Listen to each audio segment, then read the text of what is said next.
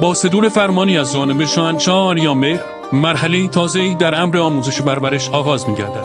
فرمان مربوط به یک تحول عظیم انقلابی است، از جمله رایگان شدن تحصیلات از کودکستان تا پایان دوره راهنمایی است. خبر آموزش رایگان و بالا رفتن سطح تعلیمات علمی به همگانی شدن آموزش و پرورش در کلیه جوامع با شادی همگان همراه است. رایگان شدن تحصیلات یک مژده بزرگی بود که در آستانه سال نو که عید نزدیک است، واقعا یک خبری بود که به عنوان عیدی برای فرهنگیان و برای خانواده ها ما میتونیم قبولش داشته باشیم.